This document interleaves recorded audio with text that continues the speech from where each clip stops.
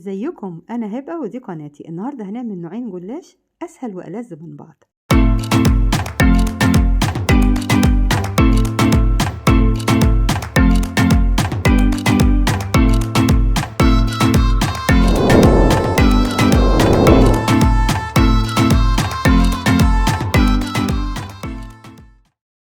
محتاجين لفتين جلاش وكوبايه سمنه او زبده سايحه. للقشطه اللي هنعملها كيلو لبن و3 معالق سكر و3 معالق كبيره قشطه و4 معالق نشا ومعلقتين دقيق و3 معالق كريم شانتيه. للشربات 3 كوبايات سكر وكوبايه ونص ميه وفانيليا، وللتزيين فستق. هنعمل الاول الشربات بتاعنا.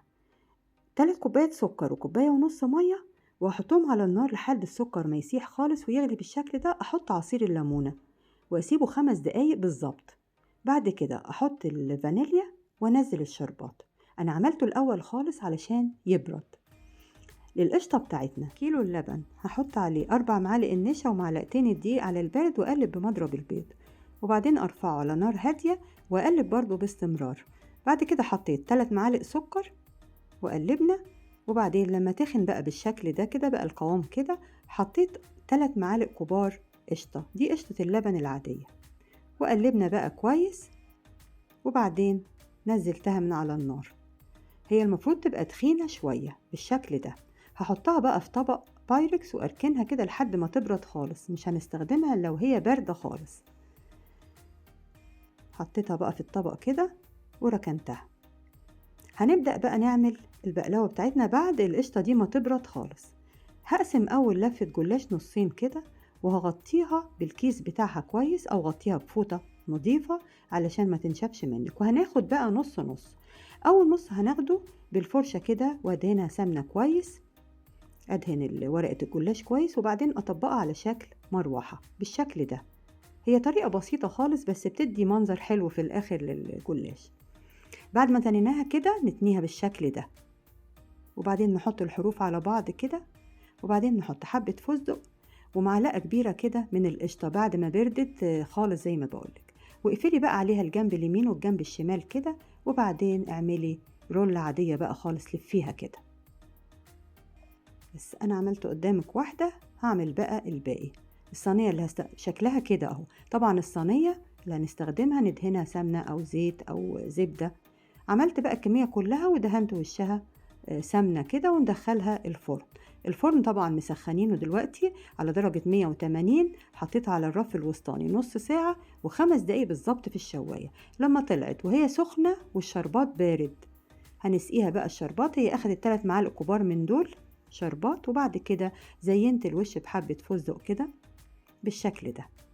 حلوة قوي وخفيفة وما اخدتش معانا وقت، وحلوة في تقديمها، شكلها حلو كده وهي في تقديمها يعني جميلة. بألف هنا. جربوا بقى واعملوها هتعجبكم جدا.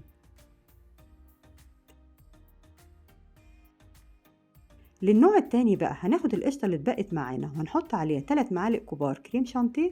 نقلب الأول بالمعلقة كده علشان الكريمة ما تطرش في وشنا، وبعد كده بمضرب البيض 5 دقايق بالظبط. هتديكي بقى ايه، ملمس ناعم خالص كده، وشايفة شكلها. لو مفيش مضرب اعمليها في الخلاط ممكن. ورقة الجلاش التانية هناخد نص نص كده بالطريقة دي. بين كل ورقة والتانية هدهن السمنة كده بالفرشة بالطريقة دي، وتفردي وتدهني، تفردي وتدهني لحد ما تخلصي النص اليمين كله. بعد كده لفي الورقة كده ناحيتك، النص اللي هو مش مدهون خليه ناحيتك، واعملي بنفس الطريقة دي. احسن حاجة انك تدهني اللفة كلها بالسمنة من غير ما تفكي الورق من بعضه، لانك لو فكتيه ممكن ما يظبطش معاكي تاني وانتي بتحطيه. بعد ما خلصنا بقى كده دهنا كله بالمقص وقصيها نصين بالظبط. علمي كده بأي حاجة وقصي نصين مظبوطين، وكل نص هنقصه نصين تاني، يبقى عملناها 4/4. لو شكل الجلاش اللي أنا عاملاه حسيتي إن هو مقاسه كبير شوية، عايزة تصغريه أصغر من كده، قصي على 5 أجزاء مش 4. هتتني بقى كده وتقصي على شكل مثلث. زي ما بقولك لو شكله كبير كده صغريه شوية.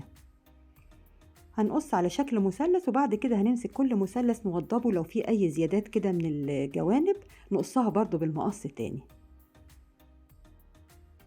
بالشكل ده. نعمل بقى الكمية كلها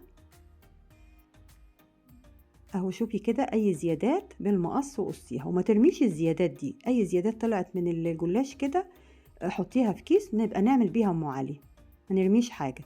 الصينية بقى دهناها كده سمنة او دهنيها زبدة، وهنحط فيها المثلثات اللي عملناها بالشكل ده. وطبعا الفرن برضو دلوقتي مسخناه على درجة حرارة 180. هندهن الوش زبدة كده وندخلها. هتاخد برضو نص ساعة على الرف الوسطاني و5 دقايق الشواية، وتطلع سخنة بالشكل ده كده. اسقيها الشربات، والشربات بارد وهي سخنة، طلع سواها مظبوط جدا وجميل. نوزع الشربات كده على الصينية كلها، ولفة الجلاش طلعت صينيتين من المقاس ده. شايفة السوا بتاعها؟ القشطة بقى اللي عندي انا حطيتها، تفتحيها بقى بالراحة كده خالص علشان ما تتكسرش منك. حطيتها في القمع ده كده، وتبدأي املي من جوه لبره، ما تمليش من بره الاول.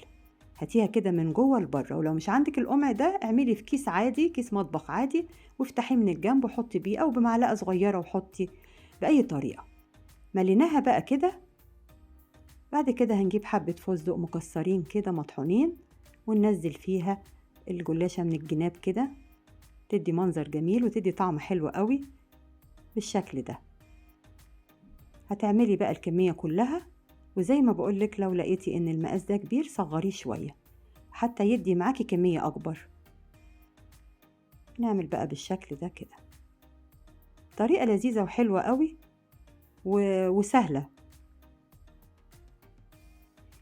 وشكله في الطبق جميل في التقديم كده. انا حطيت بقى حبة فستق للتزيين. بألف هنا. الطريقتين اسهل من بعض واجمل من بعض، ينفعوا بقى في رمضان. كل سنة وانت طيبة، رمضان قرب، فالحاجات الحلوة بقى دي تبقى جميلة في رمضان. ولو عجبتك اعملي لايك وشير واشتراك في القناة بتاعتي، وباي.